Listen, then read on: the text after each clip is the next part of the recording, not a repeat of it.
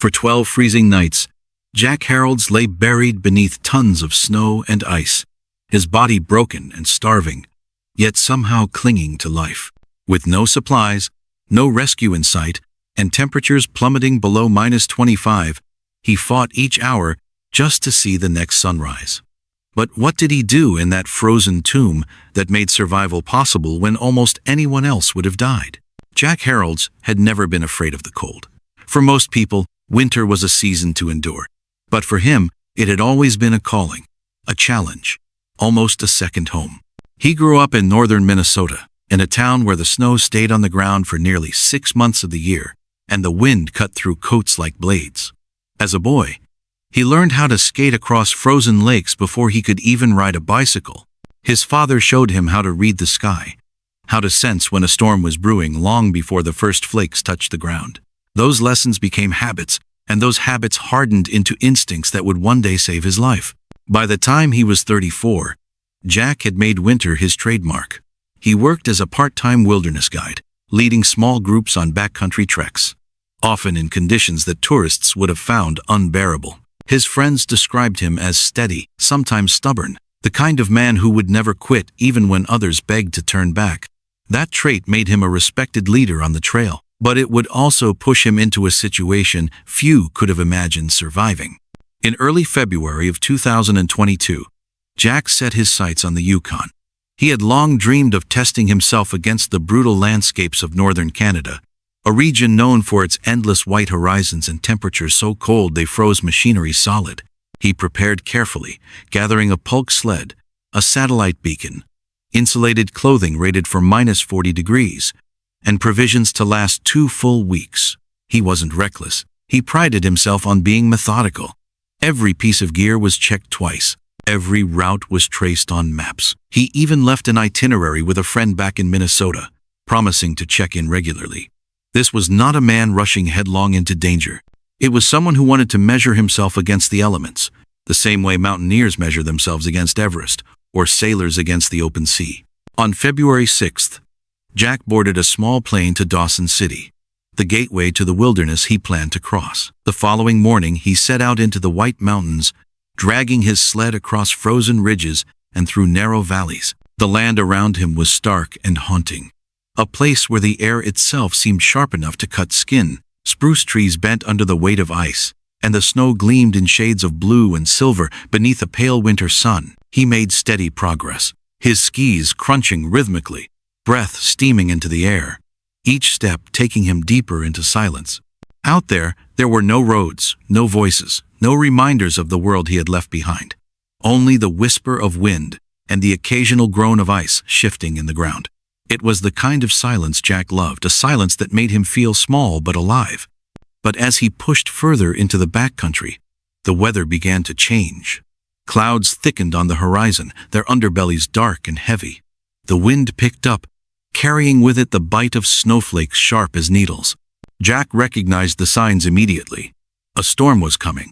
He scanned the valley, searching for a safe place to set camp before visibility collapsed. At dusk, he found what looked like a sheltered ridge, firm enough to anchor his tent and high enough to avoid drifts that might bury him overnight. He unpacked, drove his ice axe into the snow to secure the tent, and crawled inside as the storm arrived. Snow hammered the fabric, rattling the poles like bones. Outside, the wilderness disappeared into white. Hours later, while the blizzard raged, disaster struck. Above him, hidden by darkness and snow, a cornice of ice broke free from the ridge. With a roar like thunder, tons of snow and ice hurtled downward. Jack had only seconds to react. He tried to push himself deeper into his tent, but the avalanche hit with overwhelming force, tearing his shelter from its anchors and burying him in suffocating cold. He was slammed to the ground, chest compressed so tightly he could barely breathe. The world turned black. The only sound was the crushing weight of snow settling around him. He was alive, but he was trapped, sealed inside a frozen tomb. When he regained awareness, it was still night. He tested his arms and legs. He could move them, but barely. Every attempt to shift sent stabbing pain through his ribs and legs. Panic threatened to take hold, but Jack forced himself to think clearly. He remembered his father's voice from decades earlier, warning him that panic was a killer in the cold. Slow down, breathe, find your bearings. He searched his pockets and felt the cold metal of his knife, the small plastic frame of his headlamp, and a lighter. His sled, with most of his gear, was gone, swallowed by the avalanche. He had only what was on his body and in a small day pack. It wasn't much, but it was something. Above him, a faint glow filtered through the snowpack. He realized he was close enough to the surface that daylight still bled through. If he could dig, he might create an air shaft. Using his knife, he scraped slowly upward, carving a narrow hole that let in thin threads of air. Each movement was exhausting, but it gave him hope. He could breathe. He would live for now. He pressed his back against the ice and tried to rest. The storm outside still roared, but inside his mind the silence was deafening. He was alone, sealed inside ice, and no one knew he was there. By the time the storm cleared the following morning, Jack had been buried for nearly 12 hours. He was cramped in a tiny chamber no larger than a coffin, with just enough space to shift from side to side. He knew right away that his biggest enemy wasn't the snow, it was time. Without food, without a heat source, without a way to signal, every hour that passed tightened the noose. He forced himself to create a plan. First, air. He checked the narrow shaft he had carved with his knife and widened it to keep oxygen flowing. Then, water. He snapped off chunks of snow and pressed them against his chest inside his parka, letting body heat melt them slowly. The cold water burned going down, but it kept him alive. Finally, food. He unzipped his pack and found only 3 protein bars. He broke one into tiny pieces and swallowed a fragment, promising himself to ration the rest. The cold gnawed at him relentlessly. His parka, thick as it was, couldn't stop the frost that crept into his bones. He lit his lighter briefly, holding his hands near the flame until sensation returned, then snuffed it out to save fuel. Each spark felt like a stolen miracle, a fragile ember of warmth in a place that wanted him frozen solid. At night, the silence deepened into something oppressive. He lay awake, listening to the snow shift and settle around him, every groan of ice convincing him another collapse was moments away. Sleep came in snatches, filled with dreams of home, warm kitchens, wood smoke, laughter. Waking was always cruel, a reminder that he was still encased in white. On the 3rd day, despair almost won. His chest ached from shallow breathing. His hands were raw and bleeding from scraping at the tunnel, and his headlamp battery flickered dangerously low. He tried to dig upward again, hoping to reach open air, but after hours of clawing through ice, the snow above gave way, collapsing the tunnel and sealing him deeper. He screamed into the darkness, his voice muffled by snow, his throat raw with cold. For the first time since the avalanche, he allowed himself to think of death not as an abstract possibility, but as something real, something inches away. Alone, he whispered into the dark, "Not like this." But survival is a strange thing. The mind, even when battered by despair, finds reasons to keep going. Jack's reason came in the smallest form, a trickle of water seeping down from a crack in the ice above. At first, it was just a drip, landing on his hand. But when he cupped his torn gloves beneath it, he realized it could be a lifeline. He crafted a makeshift cup from fabric in his pack, catching drops each hour. It wasn't much, but it kept his throat wet, kept him believing that the ice itself, which had nearly killed him, was also keeping him alive. Days blurred together into ritual.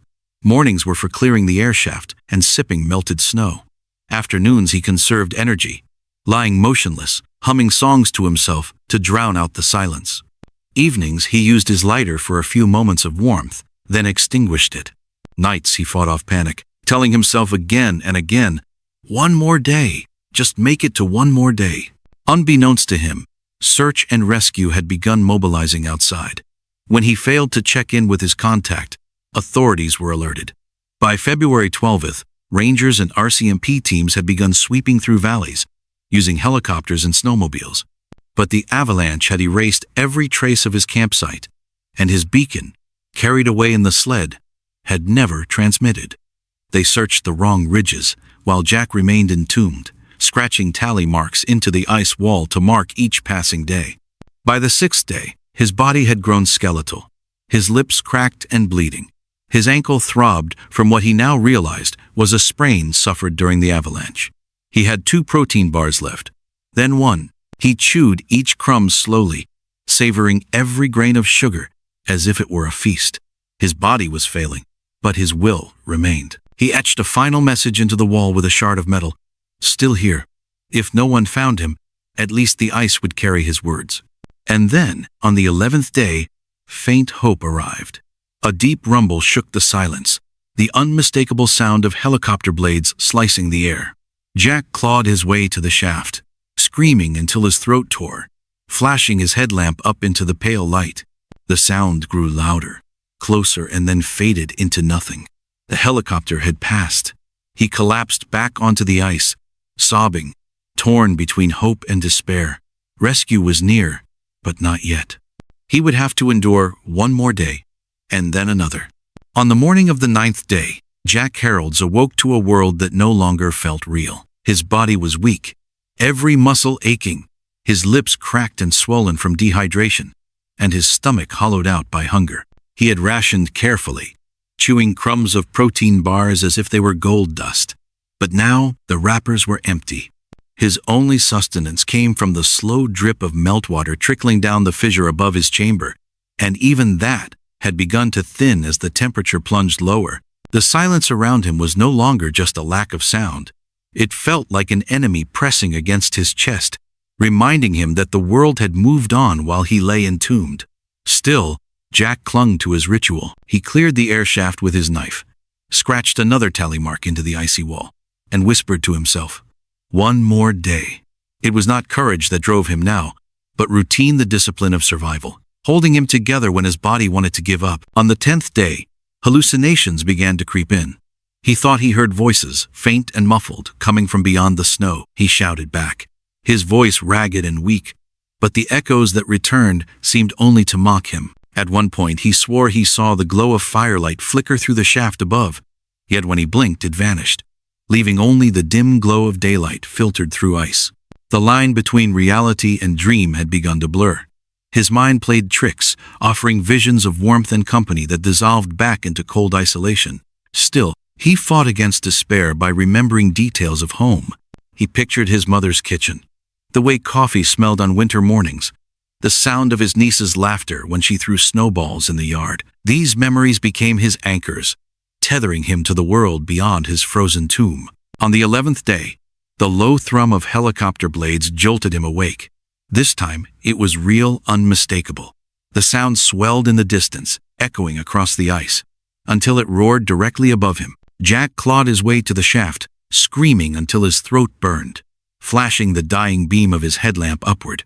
For a few moments, hope flooded him so strongly that he wept. But then, just as suddenly, the sound began to fade. The helicopter turned, its blades receding into silence. He collapsed back against the ice, tears freezing on his face. The chopper had been so close, close enough to touch the air above him, yet it had passed him by. It was the cruelest torment yet, a reminder of just how small and invisible he was in the vastness of the Yukon wilderness. For hours afterward he lay still, crushed by despair, wondering if his strength had finally run out. And yet, as he drifted between sleep and wakefulness, he realized something critical. The helicopter's presence meant that searchers were near. The world had not forgotten him. Somewhere out there, men and women were combing the ridges, scanning valleys, probing drifts. He was not as alone as he had feared. The thought rekindled the smallest spark of resolve. He could not give up, not when help was so close. He forced himself to rise, to keep the shaft clear, to mark another tally on the wall. His body was wasting away, but his spirit, battered, frayed, exhausted, refused to surrender. By the 12th day, his voice was nearly gone, reduced to hoarse whispers. His hands were torn raw, nails broken from clawing at ice. Frostbite had begun to creep into his toes, leaving them numb and blackened at the tips. Each breath felt heavier, each movement slower, but still, he clung to life. He repeated the words like a prayer, "One more day, just one more." That afternoon, the silence broke again, but this time it was not the distant thrum of helicopter blades. It was sharper, closer, human. Voices, muffled at first, then clearer. Jack's eyes widened. He forced every ounce of strength into a scream. "Here! I'm here!" His cry tore through the ice, barely more than a ragged rasp, but it was enough. The voices stopped. Then they grew louder, more frantic, answering back. Searchers had heard him. He wasn't imagining it this time. They were there. For the first time in nearly 2 weeks, hope became something solid, something real. Rescue was coming. The discovery of Jack's voice electrified the search team. They had been probing ridges methodically, guided only by fragments of data and the faint possibility that he had survived. Now they knew against all odds, he was alive. But the challenge had only begun. He was buried beneath a hardened crust of avalanche ice, packed as dense as concrete. Reaching him would not be quick or simple. For Jack, the hours that followed were both torture and salvation. He lay in darkness, listening to the muffled thuds of shovels striking snow, the scrape of ice axes, the grunts of men hauling debris away. Each sound was proof of life, proof that the outside world had finally broken through. But each passing minute was agony, his body begging for release. Time stretched unbearably as he waited, shivering, praying that the rescuers would reach him before his strength vanished for good. Finally, after nearly 3 hours, a shaft of light pierced the wall of his chamber. Snow crystals glittered in the beam. Jack shielded his eyes, blinded after so many days in darkness, and saw the face of a rescuer peering down. "We've got you," the man said, his voice muffled by gear but unmistakably human, unmistakably real. Jack wept silently, unable to form words. Hands reached through, wrapping him in blankets, sliding his frail body onto a stretcher. His legs barely moved, his hands trembled uncontrollably, but he was alive. As they hauled him out of the ice, the blinding sun struck his face, and for the first time in 12 days he felt the open air. The helicopter that had once taunted him now became his salvation. Secured in a sling, he was lifted from the ridge, rising above the frozen wilderness that had nearly become his grave. Below him stretched the endless expanse of white valleys and ridges, a sea of ice that seemed to go on forever. From above, the landscape looked vast, empty, unforgiving. It seemed impossible that one man could have been found in it at all. Yet here he was, rising out of the tomb, carried toward life. Doctors at Whitehorse General Hospital were stunned. Jack had lost nearly 25 pounds in less than 2 weeks. His toes showed signs of severe frostbite, his ribs were bruised from the avalanche, and his ankle was badly sprained. He was dehydrated, malnourished, and on the edge of collapse. And yet, somehow, his organs had survived, his lungs still strong, his heart still beating. In the days that followed, as he lay in a hospital bed with IV drips and heat lamps warming his body, he began to tell his story. Reporters soon picked it up, survival experts analyzing every detail. They called it one of the most improbable survivals in modern Arctic history. Jack himself offered no grand explanation. He didn't call himself a hero or pretend he had done anything extraordinary. When asked how he endured, his answer was always the same. "I just kept telling myself one more day. Just one more." That phrase became a mantra, repeated in articles, quoted in interviews, shared by people who saw in his ordeal a lesson about resilience. His story spread far beyond survival communities.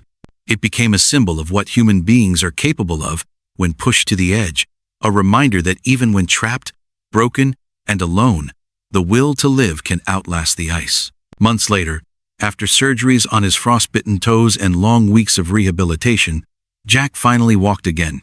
Each step was painful, slow, and uncertain, but each was also a victory. Friends and family welcomed him home as if from another world, and in a way he was returning from one, the frozen world of silence and despair that had nearly claimed him. He carried scars, both physical and emotional, but also a renewed sense of life's fragility and worth. He spoke often about how the wilderness could be both a destroyer and a giver, how the same ice that had buried him had also given him water, had kept him alive long enough to be saved. The Yukon that winter was merciless, but Jack Harold's had been more relentless. His 12 days entombed in snow and silence now live on as testimony to what endurance means, what survival truly demands, and what the human spirit can accomplish even in the coldest, loneliest place on earth. His story is not just about ice or avalanches, not just about the wilderness.